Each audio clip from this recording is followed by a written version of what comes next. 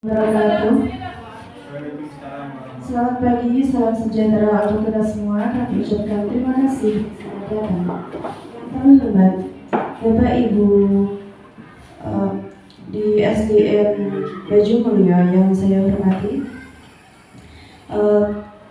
anggota kelompok KKN Sandiagala yang kami banggakan. Dalam mengawali acara ini, marilah kita panjatkan puji syukur kepada Allah Subhanahu wa Ta'ala. Berkat rahmat, hidayah, dan inayahnya, kita semua dapat berkumpul bersama dalam acara aksi nyata L4 oleh Bapak Agus Dwi Arianto, CGP Angkatan 11. Salawat dan salam tetap tercurahkan kepada junjungan kita Nabi Agung Nabi Muhammad SAW yang telah membimbing kita menuju zaman yang penuh barokah ini. Semoga kita mendapatkan syafaatnya fi yaumil qiyamah. Amin ya rabbal alamin. Perkenalkan, saya Nurul Inayah yang akan memandu selama acara berlangsung. Izinkan saya untuk membacakan susunan acara pada pagi hari ini. Acara yang pertama yakni pembukaan, acara yang kedua menyanyikan lagu Indonesia Raya, acara yang ketiga sambutan-sambutan, acara yang keempat sambutan-sambutan, acara yang keempat penyampaian materi budaya positif di sekolah. Memasuki acara yang pertama yakni pembukaan, marilah kita buka acara pada pagi hari ini dengan bacaan suratul Fatihah, Al-Niyatus Sholihah, Al-Fatihah.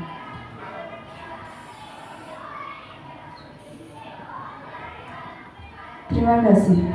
Memasuki acara yang kedua yakni menyanyikan lagu Indonesia Raya yang akan dipandu oleh saudari Rikalia Ma'arifah. Kepadanya dipersilakan.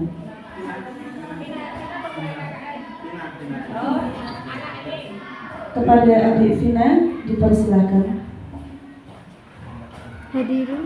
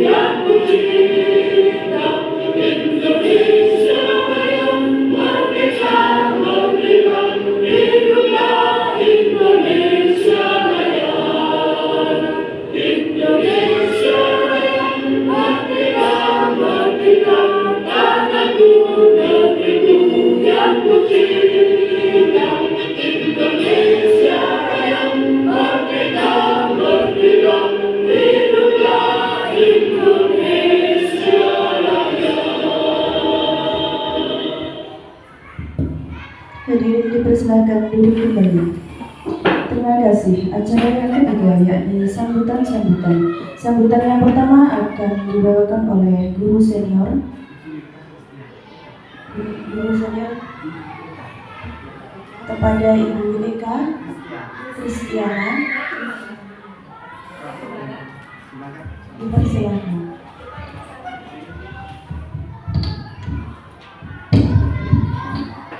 Assalamualaikum warahmatullahi wabarakatuh.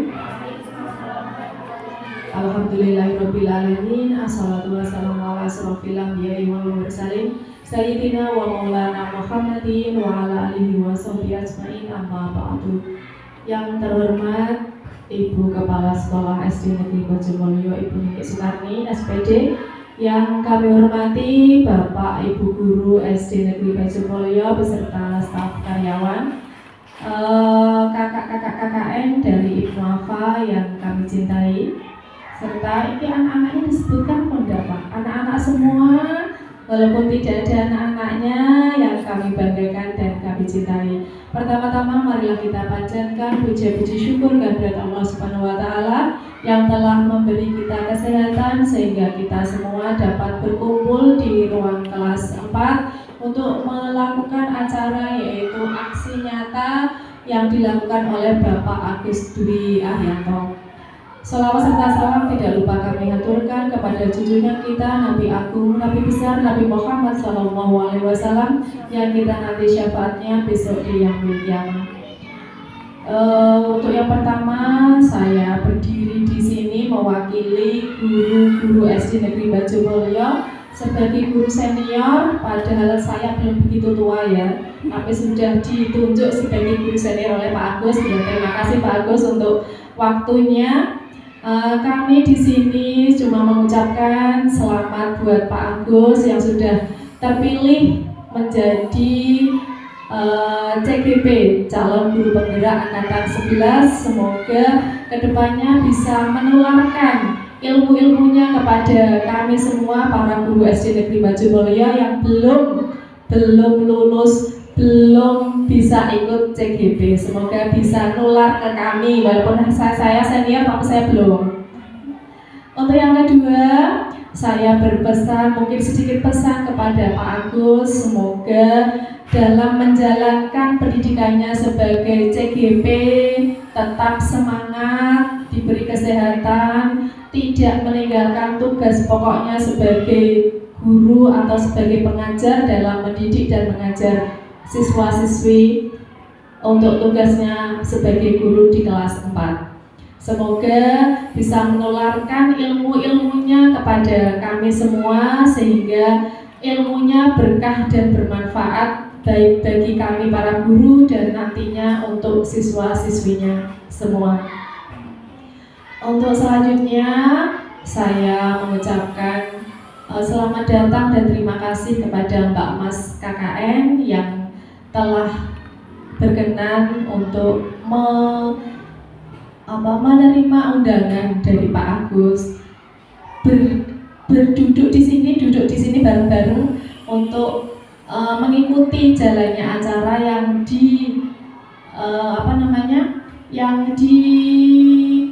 disampaikan nantinya oleh Pak Agus. Terima kasih yang sebanyak-banyaknya untuk Mbak Mas semua. Kiranya cukup sekian dari saya. Apabila ada kekurangan dari saya sebagai guru senior, saya mengucapkan mohon maaf dan mengucapkan terima kasih untuk semuanya. Semoga sekali lagi semoga kedepannya Pak Agus semakin sukses, bisa membawa ilmunya untuk kami semua dan anak-anak didik bermanfaat bagi kami semua. Amin ya rabbal alamin. Terima kasih. Billahi taufiq wal hidayah. Wassalamualaikum warahmatullahi wabarakatuh. Matur nuwun. Sambutan selanjutnya yakni sambutan oleh guru kelas 4 kepadanya Bapak Agus Dwi Arianto, Kaula Sumangga Ageng.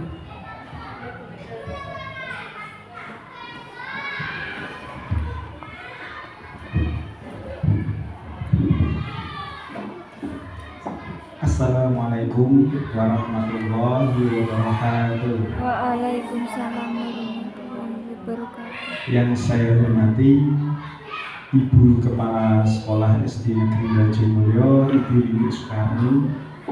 Yang saya hormati rekan-rekan guru kelas 1 sampai dengan kelas 6 beserta staf-stafnya. yang saya cintai, kakak-kakak KKN dari IPMAFA dari Kajen Margoyoso, dan semua yang rekan-rekan yang ada di sini. Sholawat dan salam saya haturkan kepada junjungan Nabi kita, Nabi Agung Muhammad SAW. Semoga kita diberikan syafaat di yaumul akhir nanti. Dan tidak lupa kita diberikan Allah kesehatan, panjang umur, murah rezekinya ya. Sampai di sini dikumpulkan, sampai di sini nanti bisa praktek dan semuanya diberikan kelancaran, dan ilmu-ilmunya semoga bisa diterima oleh adik-adik SD Negeri Bajomulyo. Di sini saya menyampaikan, nanti saya akan membagi ilmu yang sudah saya dapat, karena di sini saya nanti sebagai calon guru penggerak. Calon guru penggerak itu adalah program dari kementerian ya, dari Pak Nadiem Makarim ya, yang tujuannya untuk menjadikan pendidikan ini lebih baik lagi ya. Nanti kakak-kakak ya, kalau sudah lulus diangkat jadi guru ya, semoga langsung ikut daftar menjadi calon guru penggerak ya. Calon guru penggerak ini nanti kedepannya diproyeksikan menjadi guru-guru yang menggerakkan pendidikan ya, mulai dari diri sendiri ya, terus kemudian dibagikan kepada rekan-rekan sejawat lainnya. Itu sambutan dari saya, kurang lebihnya saya mohon maaf. Wassalamualaikum warahmatullahi wabarakatuh. Matur nuwun. Acara selanjutnya yakni penyampaian materi budaya positif di sekolah.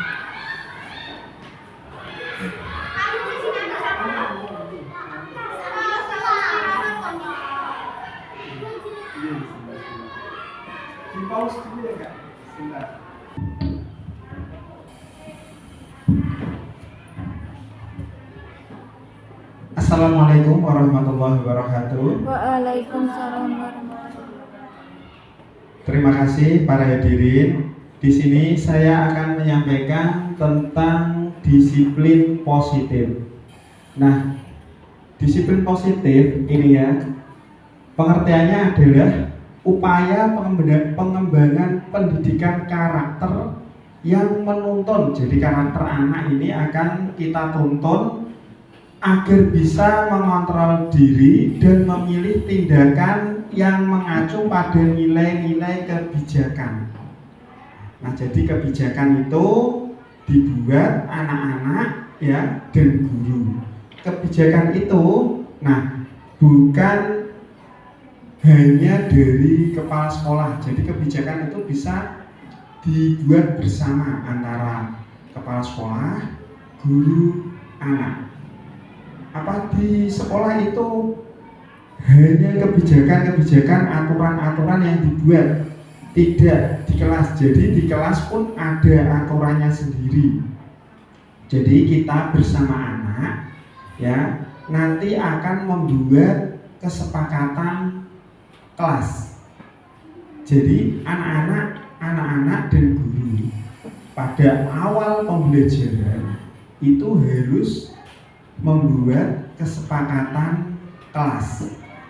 Jadi gini, anak memiliki kesepakatan dan disampaikan kepada guru. Anak-anak, contoh ya, anak-anak, kesepakatan apa yang harus kita buat pada pertemuan hari ini yang kita gunakan selama kita belajar di kelas 4 selama 1 tahun.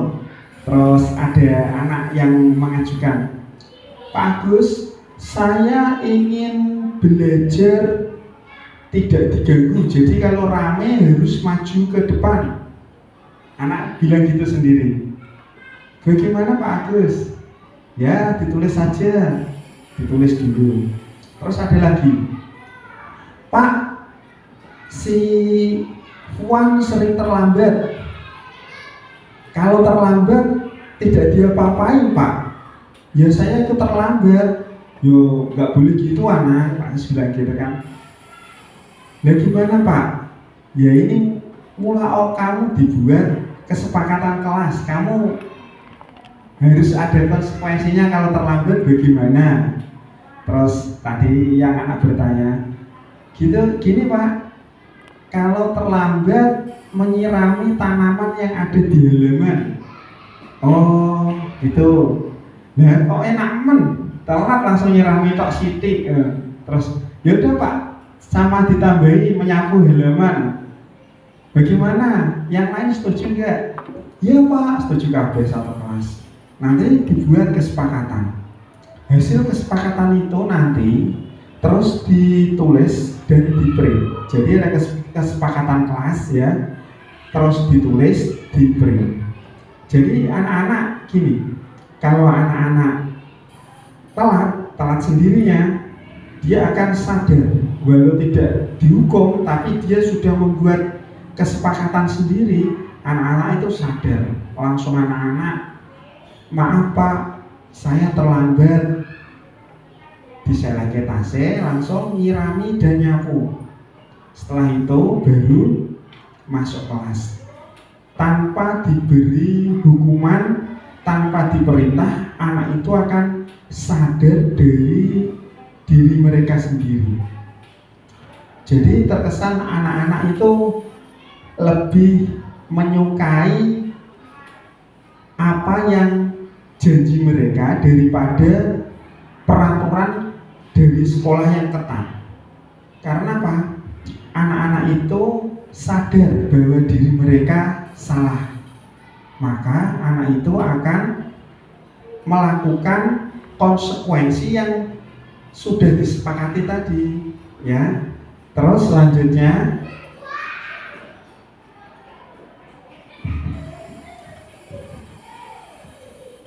nah tadi mengontrol diri dan memilih tindakan yang mengacu pada nilai-nilai kebijakan yang mereka hargai agar tercapai tujuan mulia yang mereka inginkan. Disiplin positif merupakan unsur utama dalam mewujudkan budaya positif di lingkungan sekolah.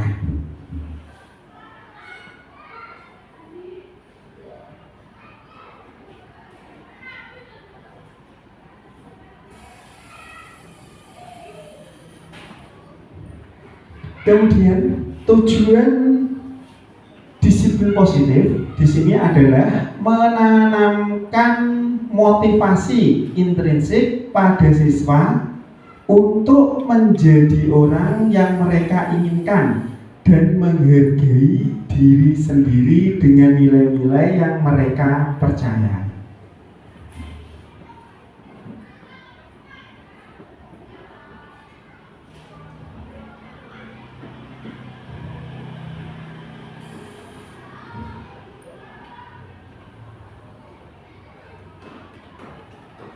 Kemudian manfaat disiplin positif.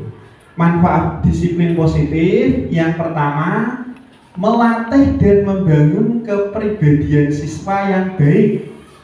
Yang kedua, membiasakan siswa dengan hal yang baik dan bermanfaat.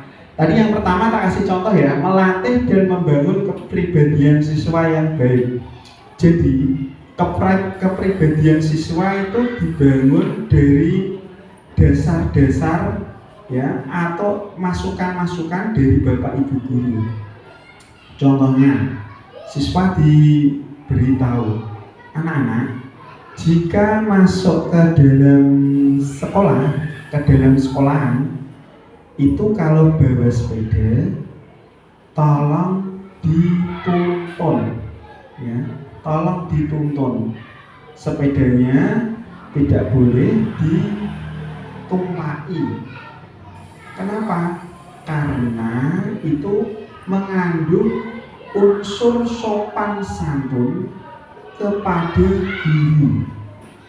Kalau ada guru yang piket, saling semuanya. Jadi anak-anak ditanamkan untuk sapa, sopan, ya intinya sopan kepada ibu guru.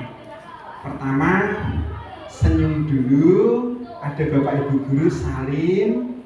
Kalau sudah, sepedanya dituntun ke dalam kelas. Itu adalah penanaman budaya positif dari guru kepada siswa. Maka siswa pertama-tama sulit untuk menerima. Kadang setelah saling ditumpahin. Kadang on gurune nggak mau saling, cuma senyum saja. Yang benar kan senyum, saling kepada bapak ibu guru, kemudian sepeda ini dituntun. Nah itu kalau siswa ditanamkan mulai dari situ, siswa datang sudah mulai membudayakan budaya yang positif. Kemudian yang kedua, membiasakan siswa dengan hal yang baik dan bermanfaat. Contoh hal yang baik, anak-anak, kalau melihat sampah itu lebih baik kalian mengambilnya daripada kalian mengacuhkannya. Ada sampah satu, kalian ambil masukkan, itu kalian akan mendapat pahala. Jadi menanamkan anak mendapatkan pahala itu lebih baik daripada kalian tidak ibu-ibu gak roh mengacuhkannya.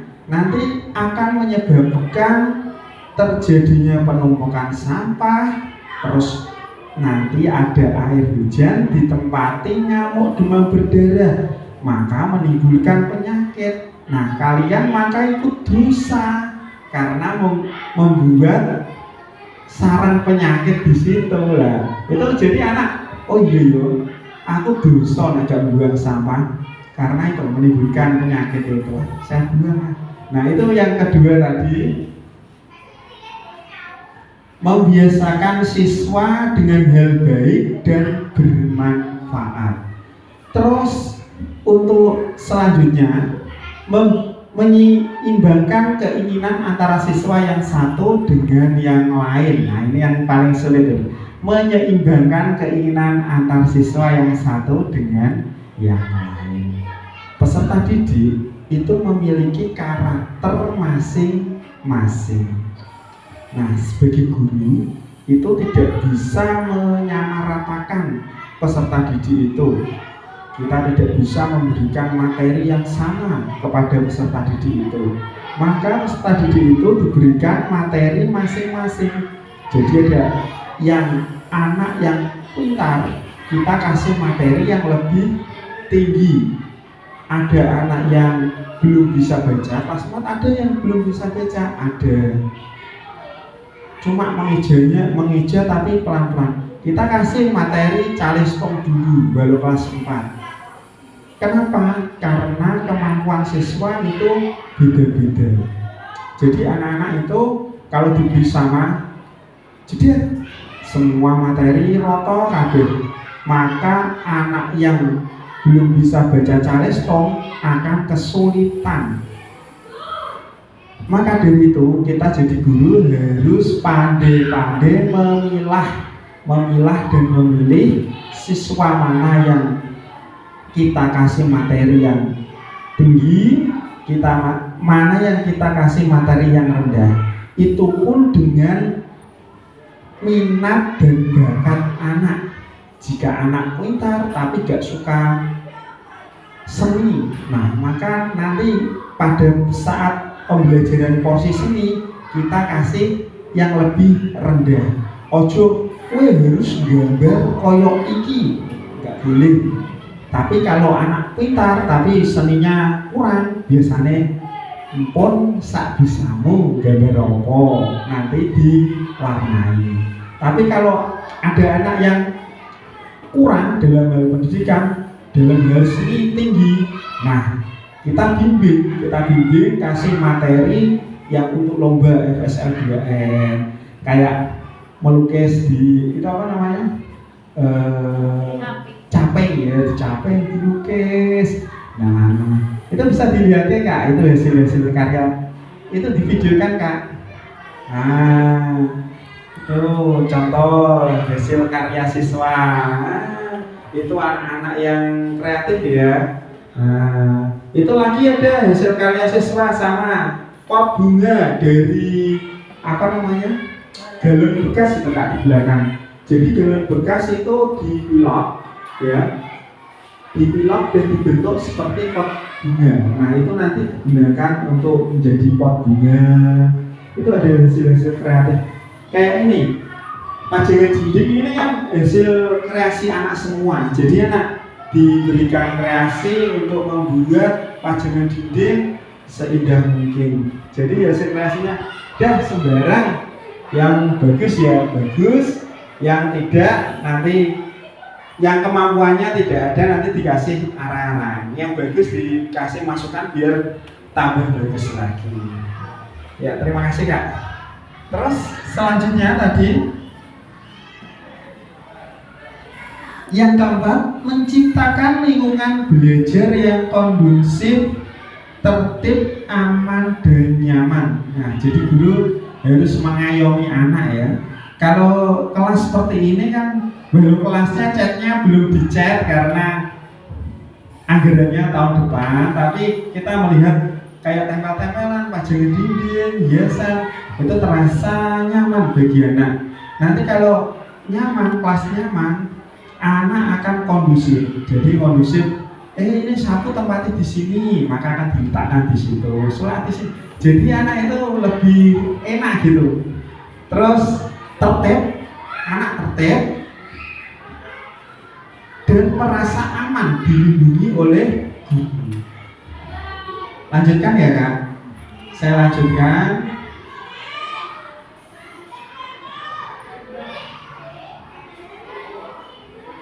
Nah, ini adalah disiplin positif ya.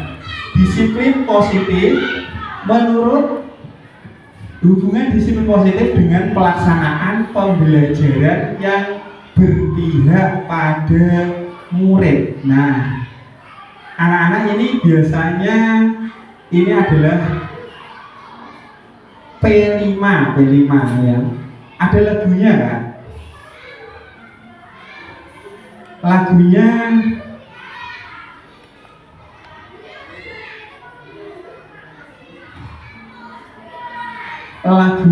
Tepuk P5. Ini itu lagunya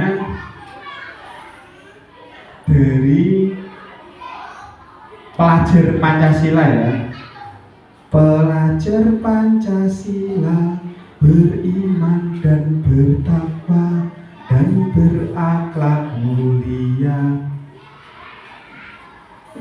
berkebinekaan global, gotong royong mandiri, kreatif dan bernalar kritis. Jadi alurnya itu kuning, terus biru, kemudian hitam. Jadi urutannya gitu.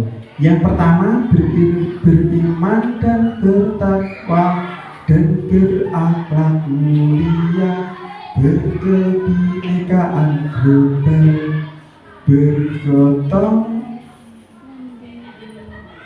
Oke, salah ya. Bergotong royong, mandiri, kreatif dan bernalar kritis. Tadi gitu lagunya. Saya agak lupa sedikit.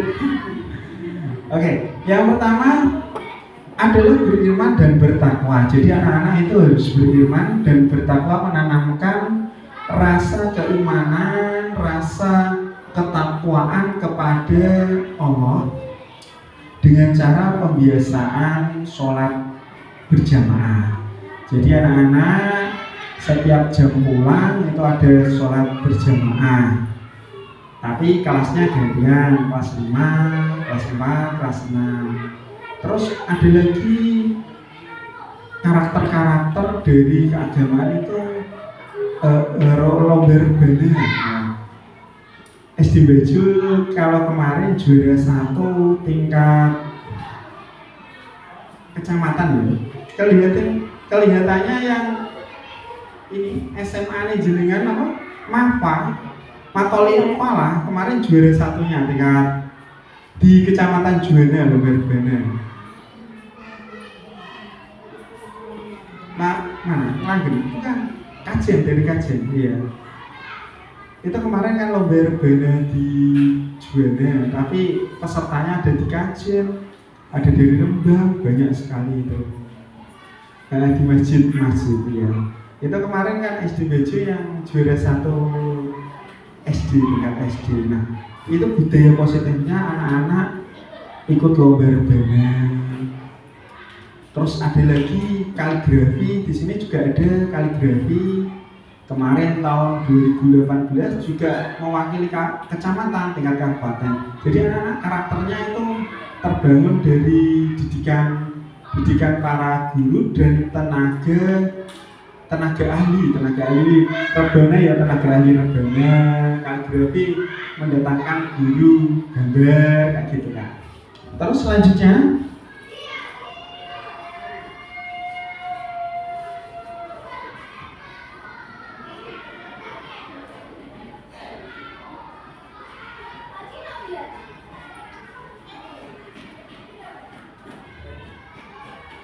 ini ya, ini 7 nilai kebajikan ya esensial dari empati, suara hati, kontrol diri, rasa hormat, kebaikan, toleransi, dan keadilan.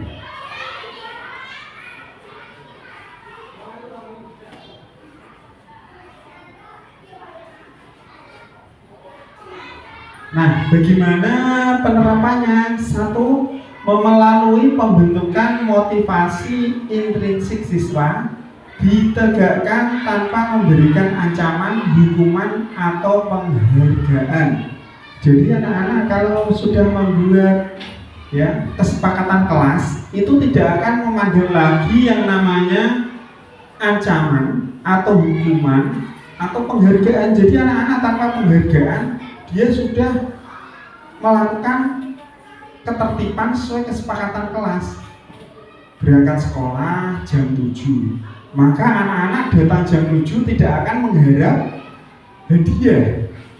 Tapi kalau telat jam 7, tanpa hukuman, tanpa perintah, dia sudah melakukan tadi apa namanya? Konsekuensi ya, melakukan konsekuensi. Yang ketiga, guru bersama-sama menyusun kesepakatan keyakinan kelas sekolah sebagai upaya membentuk karakter positif. Tadi yang pertama tadi kayak karakter positif dibentuk dari kesepakatan ke kelas. Kalau kakak-kakak kalau ada KKN gitu, lebih baik membuat masukan ya dari saya, membuat kesepakatan kelas dulu.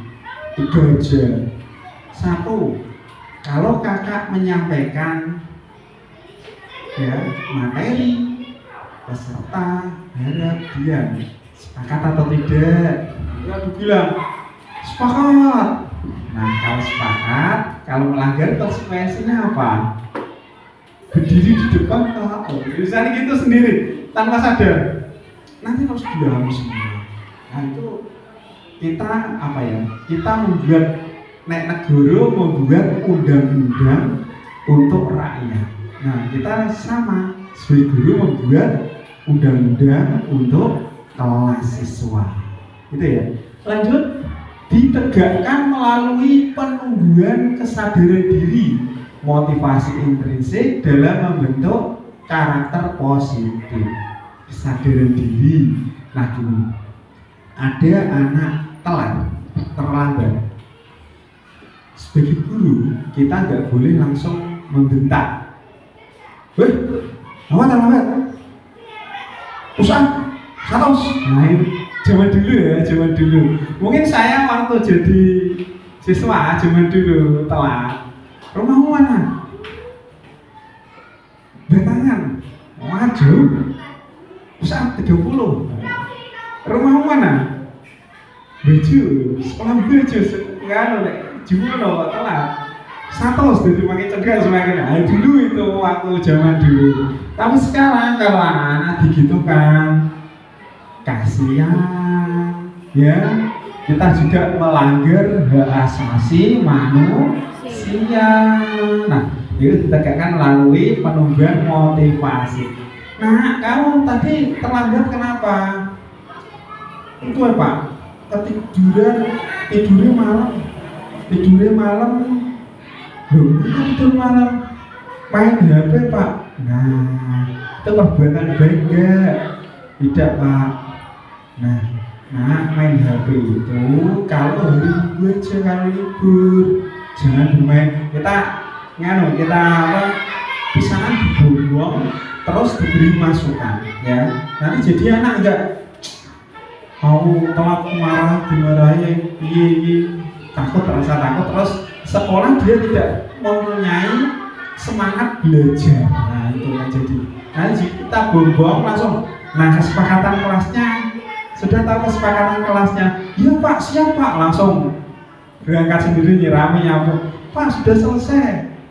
Maaf, saya tidak akan mengulangi lagi. Langsung gitu duduk. Jadi terasa lebih mudah, nggak terlalu sulit untuk memberikan aturan-aturan yang sudah ada. Selanjutnya ya, next.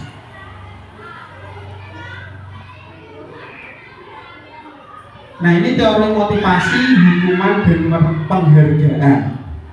Motivasi adalah keinginan diri yang mendorong seseorang untuk berusaha atau bertindak dalam rangka memenuhi kebutuhannya. Menurut Dian Kushen ya Kak, bacanya ya. Ada 3 alasan motivasi manusia. 1. Untuk menghindari ketidaknyamanan atau hukuman. 2. Untuk mendapatkan imbalan atau penghargaan dari orang lain. Yang ketiga, menjadi orang yang mereka inginkan dan menghargai diri sendiri dengan nilai-nilai yang mereka percaya. Coba saya akan bertanya ke kakak-kakak. Motivasi, ya, seseorang yang baik itu motivasi yang pertama, kedua, atau ketiga? Coba.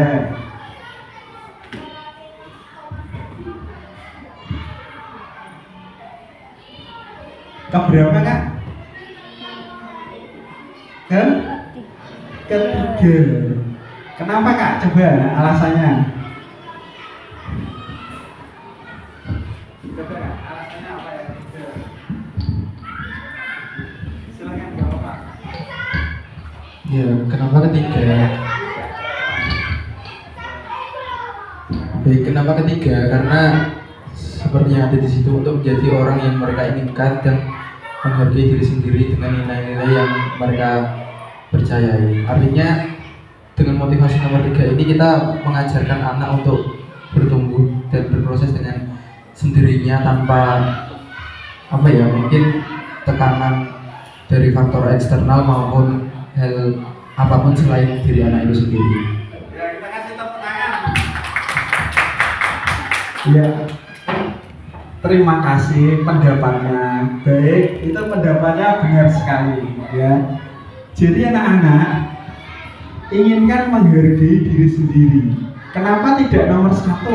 Karena anak-anak itu kadang, aku masuk sekolah wedi gurune galak, gitu kan? Aku kurang apal jus ini, aku rasa-rasa makat ya. Nah, itu kan takut kepada hukuman dan tidak nyaman. Wah, aku nek ditakoki gue ngapal, wah dia gue ngapal. Maka yang baik adalah nomor 3, menjadi orang yang mereka inginkan dan menghargai diri sendiri dengan nilai-nilai mereka yang mereka percaya. Lanjut ya Kak.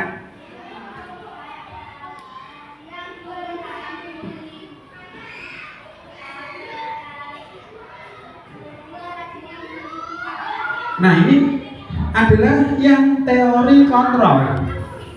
Teori kontrol adalah teori yang mempelajari teknik dan strategi untuk mengatur tingkah laku manusia agar mampu menyesuaikan diri atau taat pada aturan-aturan lembaga, masyarakat, atau kelompok. Jadi kita jadi guru harus berperan sebagai pengontrol semua yang ada di kelas. Jadi anak-anak kalau ada yang kesulitan, maka kita akan usahakan temannya yang bisa, silahkan dibantu. Jadi kita nggak harus bantu, karena kita bisa mengontrol temannya yang bisa untuk membantu. Contoh, Pak, saya nggak bawa pensil, padahal di sini Pak Agus punya, tapi Pak Agus ngontrol anak-anak. Coba anak-anak, siapa yang mau sedekah ke temannya? Ini mumpung hari Jumat ya, sedekah pensil itu sedekah. Kalau kamu punya pensil lebih, bisa dipinjamkan. Pak, pinjam ya sedekah. Nah, pinjamkan di minggu. Selama di minggu tulisanmu itu untuk ganjaran sama Allah, itu sedekah. Saya Pak ngaco kabeh sak kelas. Nah, itu adalah apa? Kita sebagai pengontrol. Jadi guru harus bisa mengontrol emosi anak. Siapa yang punya pensil? Jamin menang kabeh. Tapi dengan kita memberikan motivasi dulu.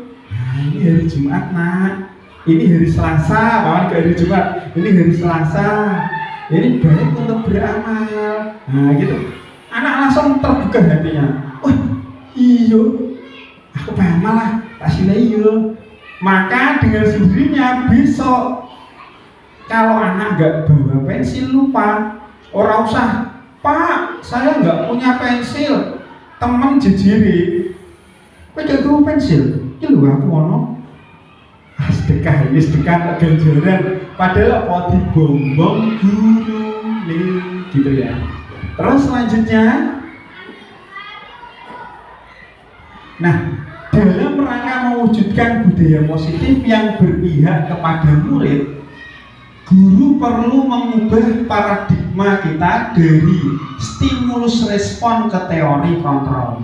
Dengan menerapkan teori kontrol, kita menjadi lebih humanis dalam memandang murid kita yang berdampak pada terjadinya hubungan sosial antara guru dengan murid menjadi lebih erat, toleran, empati, dan peduli. Jadi anak-anak kita bisa lebih kelihatan seperti sahabat, kelihatan seperti teman dekat, padahal kita hanya sebagai pengontrol. Selanjutnya ya,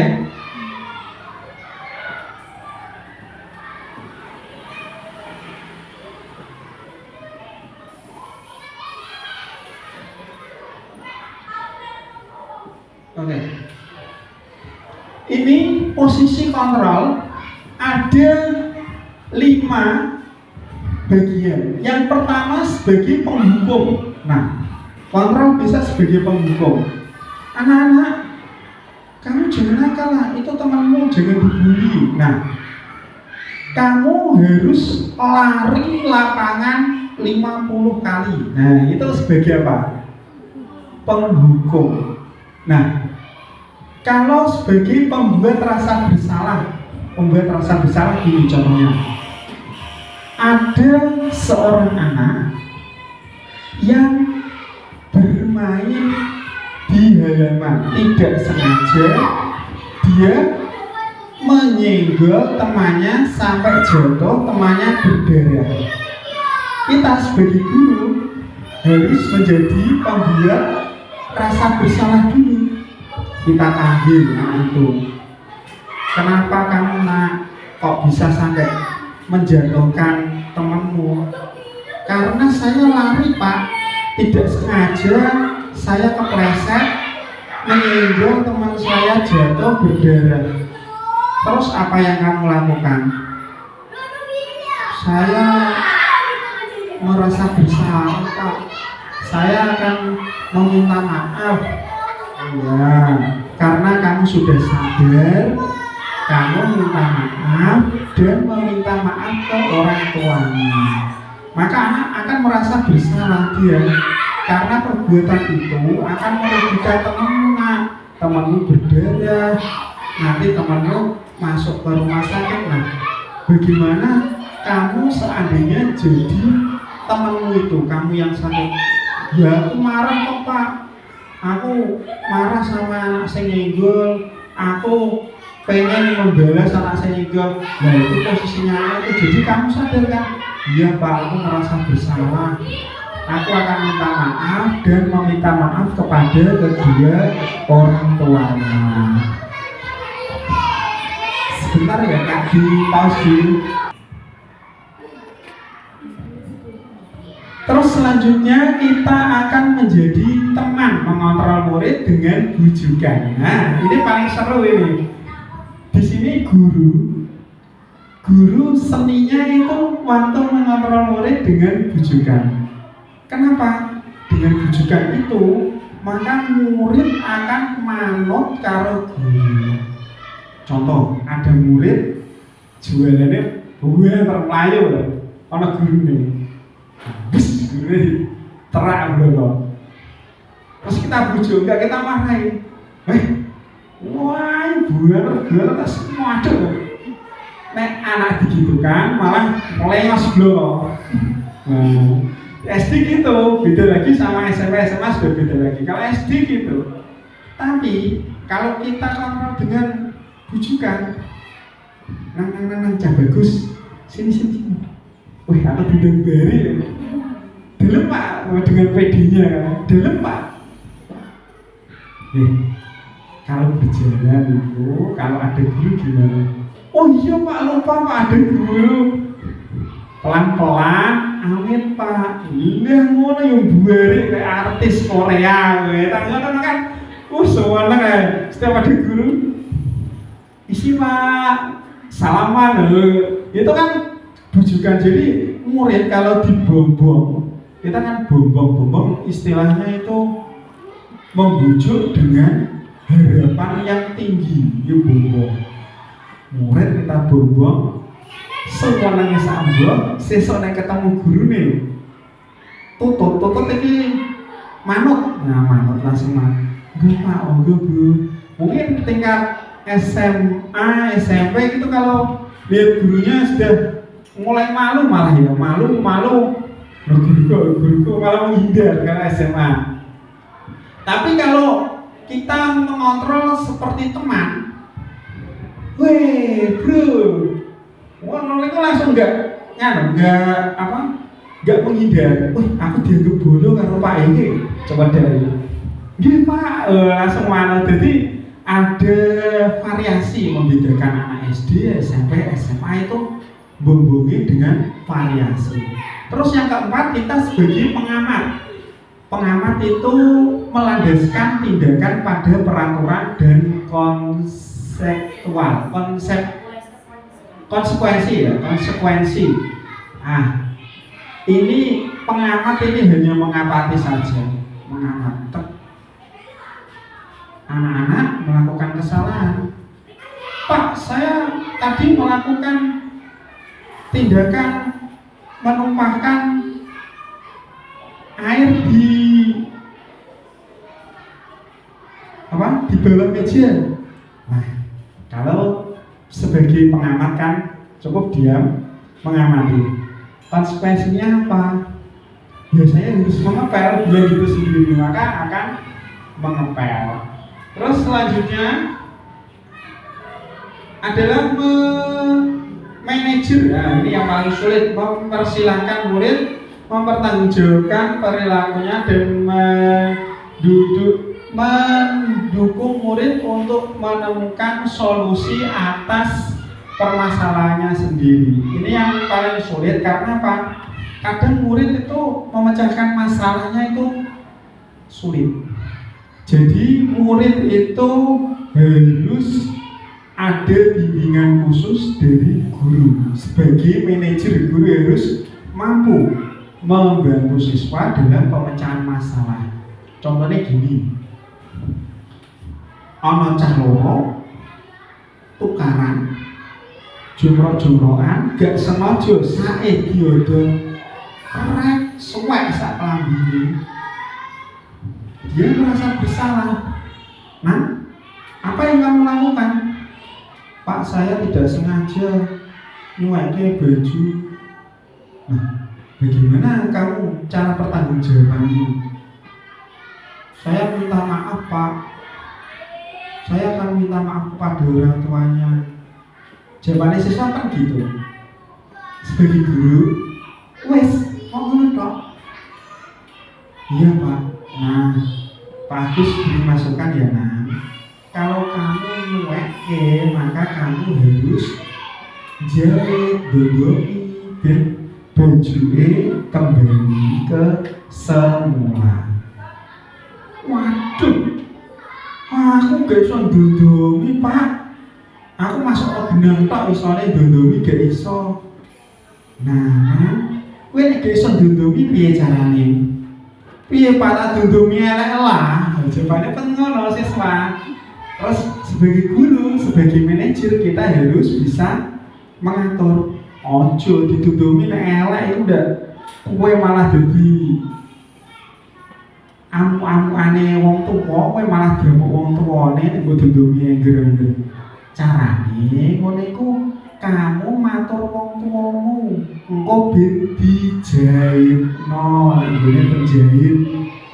Ngoten nggih, Pak. Lagi mudeng aku, Pak, nek iso dijaitno.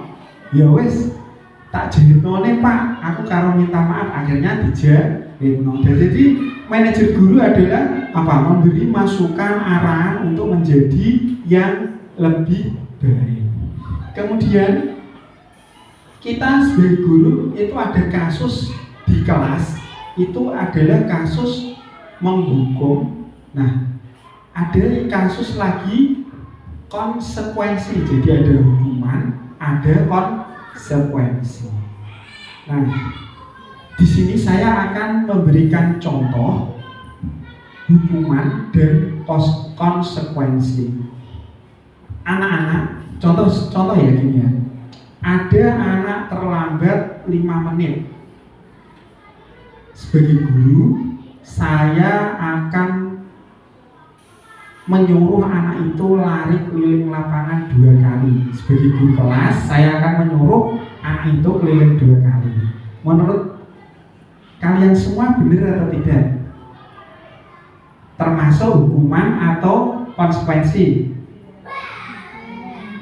Apa, Kak? Hukuman. Ya, betul. Itu ada hukuman. Kenapa? Karena hukuman itu adalah menghukum secara fisik. Seharusnya kan nggak boleh. Terus ada kasus seperti ini. Pada jam olahraga, ya, anak itu terlambat 10 menit. Gurunya menyuruh lari keliling lapangan 3 kali. Itu hukuman atau bukan? Atau konsekuensi? Menurut panjenengan? Napa, Kak? Hukuman atau konsekuensi? Coba. Jam olahraga, Kak. Itu konsekuensi karena jam olahraga. Jadi anak disuruh keliling lapangan 3 kali supaya anak itu apa? Melakukan pemanasan. Oke, ada kasus lagi yang kayak tadi. Si Fuan menyoret-coret meja. Sebagai guru menyuruh membersihkannya. Itu hukuman atau konsekuensi? Konsekuensi. Kalau mencoret-coret harus menghapusnya.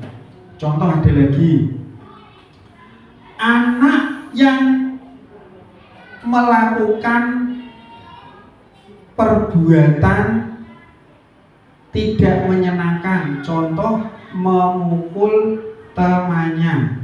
Anak itu disuruh untuk memukul balik dirinya sendiri. Itu hukuman atau konsekuensi? Hukuman karena tidak boleh melukai fisik, ya. Kalau konsekuensinya harus meminta maaf dan mengobatkan anak tersebut, itu konsekuensinya. Sebagai guru, ono anak itu tukaran, pimpinnya kayaknya dicubit, wih masih gosong. Apa harus kamu guru itu mencubit sampai pipinya yang mencubit gosong? Tidak. Itu sebagai konsekuensinya kamu minta maaf ke anak, minta maaf ke orang tuanya, dan kamu harus apa? Mengobatkan. Gitu ya Kak? Terus selanjutnya tadi mengenai hukuman dan konsekuensi. Nah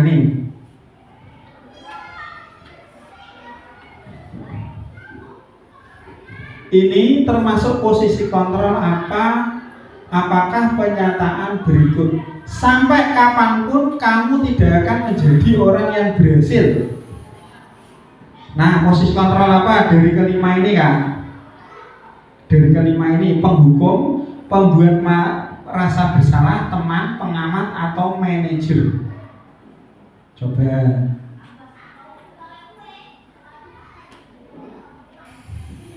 Sampai kapanpun kamu tidak akan menjadi orang yang berhasil. Coba, yo. Itu penghukum, pembuat rasa bersalah, teman, atau pengamat.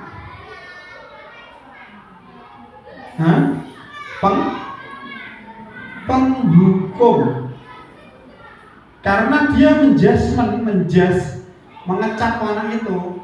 Sampai kapanpun, kadang-kadang dulu yang gitu ya, sampai kapanpun kamu tidak akan menjadi orang yang berhasil. Kalau menyumpahi malah, ya, itu adalah hukuman. Dukung guru sampai kapanpun kowe dadi wong sing gagal. Nah, itu hukuman, nggak boleh itu diucapkan. Kalau semuanya jadi guru itu nggak boleh diucapkan. Terus yang kedua, saya merasa kecewa denganmu hari ini nak. Apa? Merasa bersalah, ya betul kakak. Merasa bersalah. Kenapa?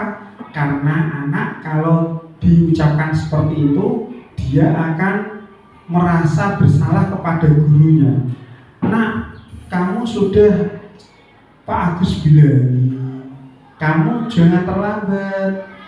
Nanti Pak Agus akan dimarahi ibu kepala sekolah. Maka anak itu akan sadar, iya aku salah, maaf Pak, saya tidak akan mengulanginya lagi. Maka ucapan seperti itu adalah ucapan pembuat rasa bersalah. Oke, yang ketiga, jika masih belum mengerti, nanti saya bantu.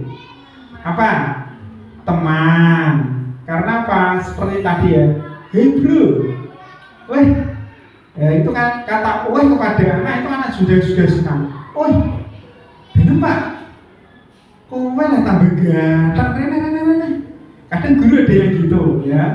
Nah guru kadang yang perempuan kan, iya Allah masih gede saya, ayo lah nduk katanya ini kadang ya.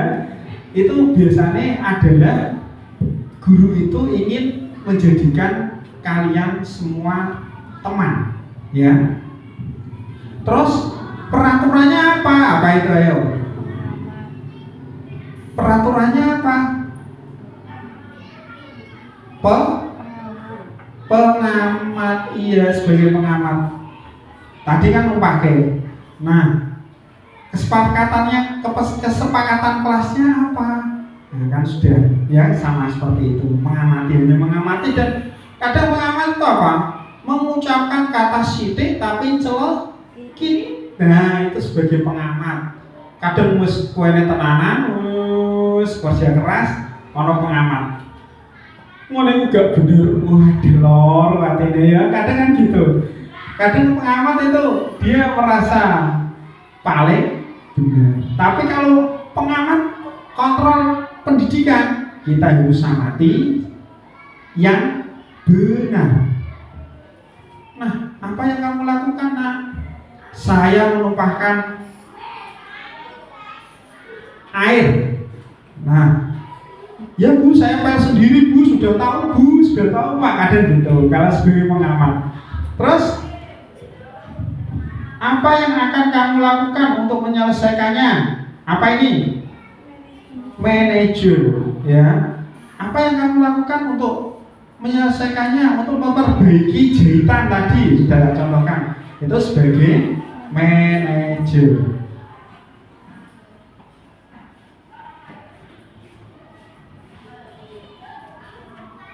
Nah, ini tadi contoh hukuman atau konsekuensi tadi sudah saya contohkan ya, hukuman atau konsekuensi.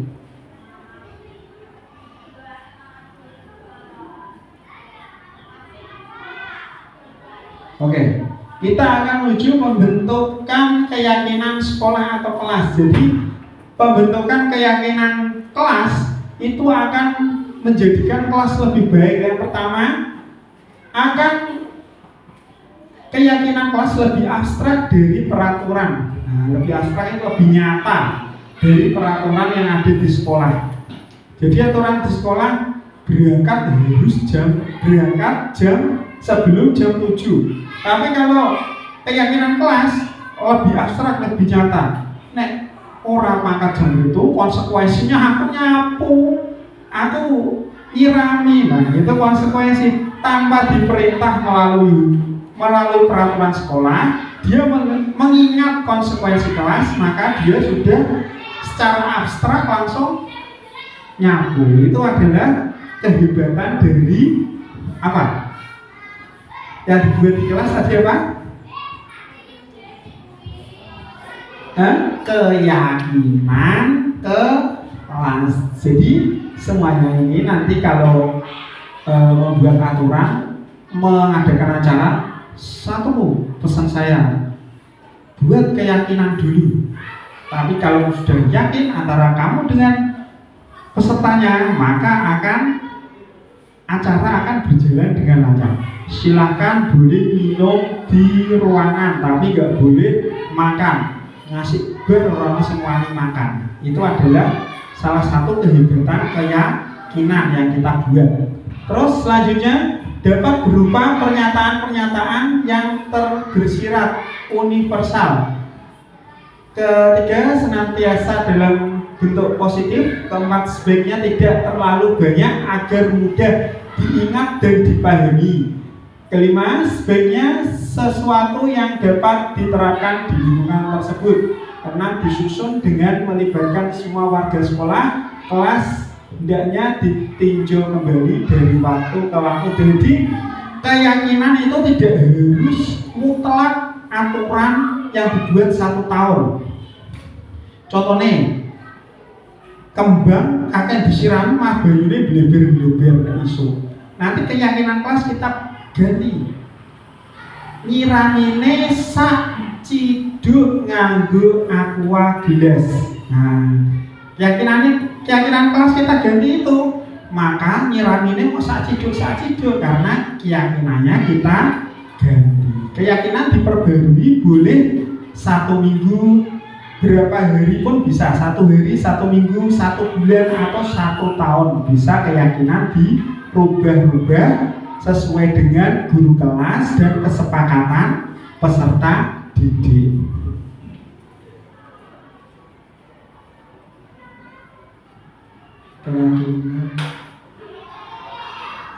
Ini contoh keyakinan ya, contoh keyakinan kelas. Hormat. Kami meyakini bahwa sangat penting untuk menghormati semua orang dan barang milik orang lain. Nah, keyakinannya setiap anggota kelas perlu belajar, setiap anggota kelas perlu senang, setiap anggota kelas perlu saling menghargai. Pak, kenapa konsekuensinya enggak ditulis? Karena konsekuensi itu adalah ditanamkan, tapi keyakinannya yang ditulis. Oke, terakhir.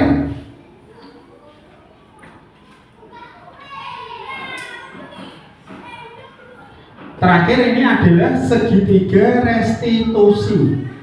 Nah, segitiga restitusi adalah satu, menstabilkan identitas. Setiap orang pasti pernah melakukan kesalahan. Kamu bukan satu-satunya yang pernah melakukan ini. Nah, kemudian kita validasi tindakan yang salah.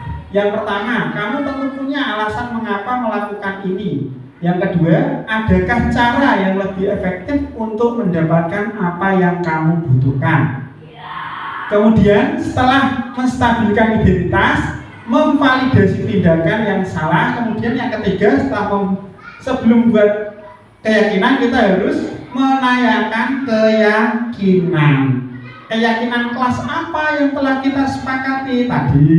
Terus kamu ingin menjadi orang seperti apa? Saya ingin pintar, Pak. Maka keyakinan kelasnya harus kita tanamkan semangat untuk belajar. Ya, itu adalah segitiga restitusi. Oke. Ya, sekian dari saya, pemaparan dari saya. Mungkin ada, saya kasih sesi untuk tanya jawab. Saya batasi 2 penanya. Ya, silakan kalau ada pertanyaan, saya kasih kesempatan 1 penanya 1 menit saja.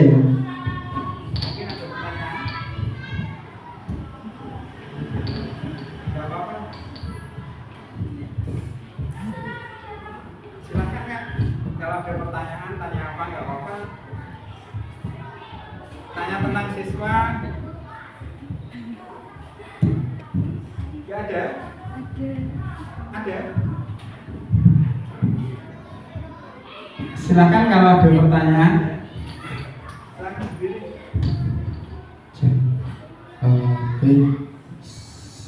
Singkat saja, saya ingin bertanya tentang konsep dan penerapan disiplin positif di sekolah. Nah, bagi seorang guru, apakah mungkin pelajaran atau materi seperti ini itu sudah dipastikan dikuasai atau hanya oleh guru penggerak saja? Karena seingat saya dulu waktu kecil masih SD lah, itu tidak seimbang porsinya. Misalnya guru itu lebih condong atau lebih ke hukuman, tidak ke konsekuensi dan contoh-contoh yang lain tadi. Ada yang teori motivasi juga, tentang posisi kontrol juga, seperti itu. Terima kasih Kak, siapa namanya? Kak Valid. Ya, Kak Valid dari BMAFA. Ini saya akan menjawab Kak Valid. Ini apakah guru sudah menerapkannya di sekolah? Apakah semua guru atau hanya guru penggerak? Nah, Kak, ini guru penggerak adalah mulai dari diri sendiri, kemudian mengajak teman-teman yang lain. Jadi insya Allah semua guru di sekolah saya sudah melakukan posisi kontrol, 5 posisi kontrol seperti tersebut. Jadi guru itu nggak harus selalu menjadi teman, tidak harus selalu menjadi pengamat, tidak harus selalu jadi manajer, tidak harus selalu menjadi pembuat rasa bersalah. Guru sekali-sekali harus menjadi penghukum. Jadi apa? Anak-anak itu biar tidak bandel juga, tapi hukumannya tidak boleh melukai fisik, melukai mental, ya fisik dan mental tidak boleh. Maka sekali-kali guru boleh jadi pemukul, tapi harus dengan memandang hak asasi anak. Ya, terima kasih Kak. Itu tadi bagus sekali. Nah, jadi saya berharap semua peserta di sini besok menjadi guru yang bisa menjadi 5 posisi tersebut, menjadi guru yang baik, ya Kak ya. Ada pertanyaan lagi? Tidak ada, cukup, ya cukup. Itu adalah materi dari saya, Pak Agus Dwi Haryanto, guru kelas 4 SD Negeri Bajomulyo. Mungkin ada kurang lebihnya, Pak Agus minta maaf sebesar-besarnya. Terima kasih. Saya kembalikan ke moderator. Matur nuwun. Acara selanjutnya yakni penutup. Saya sebagai pembawa acara pamit undur diri. Mohon maaf jika ada kesalahan. Terima kasih atas perhatiannya. Akhir kata, wallahul muwaffiq ila aqwamit thoriq. Wassalamualaikum warahmatullahi wabarakatuh.